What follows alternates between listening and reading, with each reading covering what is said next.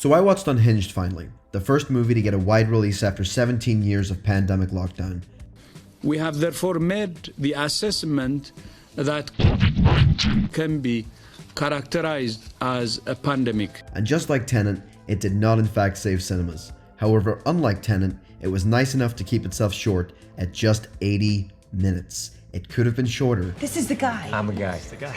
I'm the guy. But we take what we can get. Now, Unhinged tells the story of a Trump supporter who, get this, his wife leaves him because she realizes that he's a goddamn Trump supporter. It was horribly interrupted by something that should have never happened. Came in from China. No, but seriously, the film's basically an excuse for Crowe to chew a ton of scenery while all the unknowns try and do their best with the material so they can have something good to put on their show reel. Babe. Once again, the suspect is driving a dark gray late. After the film's dark and ominous opening where Crowe, who IMDb refers to as Man, burns down a house with his ex-wife and current spouse inside, Nice. Good job. we cut to the title sequence, which features a bunch of news footage of various acts of rage by the American people, otherwise known as savages by the rest of the world. The film that follows is basically a feature-length adaptation of one of those incidents. There's nothing driving Mad Russ over here except that he's a crazy bastard, and the ensuing scenes of him doing his best Jim Carrey impersonation just elicit all the laughs. Nurse!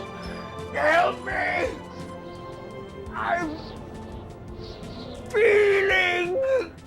Karen Pistorius, who I didn't even recognize until afterwards, actually starred in a film called Slow West, which is a good movie, with great performances, and writing, and directing, and it's not this.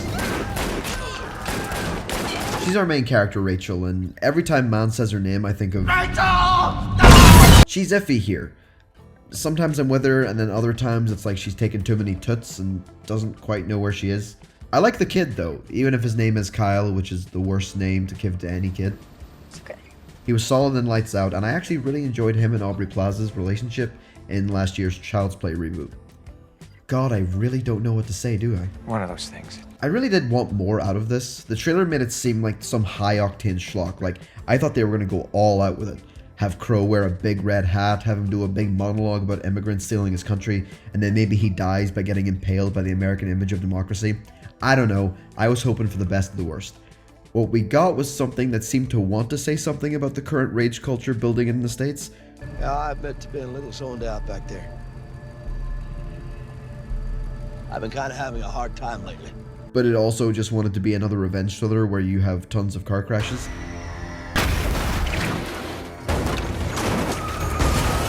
Seriously, I love car crashes, I can't look away from them, but there was so many in this for no reason. I think that core idea sounds great because, being fair, that's totally real. People are crazy, and if you beep your horn at them, they might try and slaughter you. It's just that after a while, aka 20 minutes, I'm thinking, why though? Like, why is he doing all this shit to this girl specifically? Sure, chase her down, scare her a bit, but lad, what's with the killing? And the torture? I don't remember QAnon stating this in their 4chan posts. Now there is some good here. In the first act, Rachel sees her neighbor got a new car. It's a nice moment to communicate that she's a struggling single mum and has to struggle while others are doing well. Again, this is before the movie decided to abandon any sense of theme. But the point is really to establish the car. Then later on in the film, Man has gotten a hold of her phone and is somehow able to know where she is. Her son figures out that he's using her iPad, which is taped below her seat, and the Find My app to track her. Efficient, if maybe a little clumsy way of having him know where she is. The cool thing is that she figures if he can track the iPad with her phone, then maybe they can track him with the iPad. The reason I like that so much is because I totally believed that her character would come up with that idea, and for a brief moment, this comical farce felt real. Then when they use the app and find out that he's close to them, she looks on as a car passes to another lane, and we get a great big zoom in on the license plate, and it's the neighbor's car. I horse laughed so hard and remembered that I'm watching a cartoon.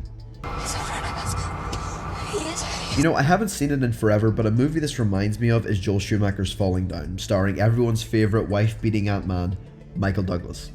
Both films deal with guys who are sick of the world treating them like they're invisible, and so they lash out. The difference, of course, is that Falling Down uses the main character's breakdown to explore its themes, I don't want to be your buddy, Rick. I just want a little breakfast. while Unhinged uses its antagonist's breakdown so a movie can happen.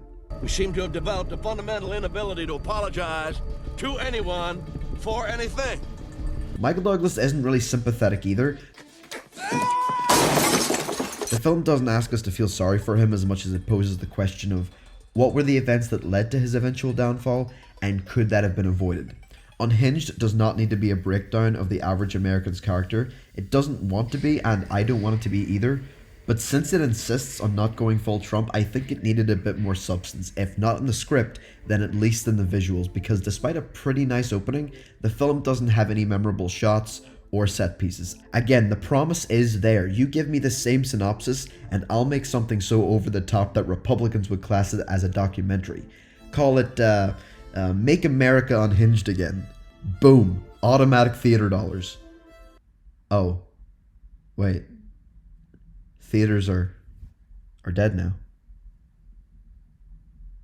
Oh. Thank you so much for watching this video. What did you think of Unhinged? Was it good old-fashioned fun, or was it not the Russell Crowe MAGA movie we were promised? I'd love to hear your thoughts in the comments below, especially if you're a Trump supporter. I really went hard on you guys this episode, so the dislike button is right beside the like button, which you can click if you did in fact like this video, and subscribe to the channel for more content just like this. Thanks again, and I'll see you next time.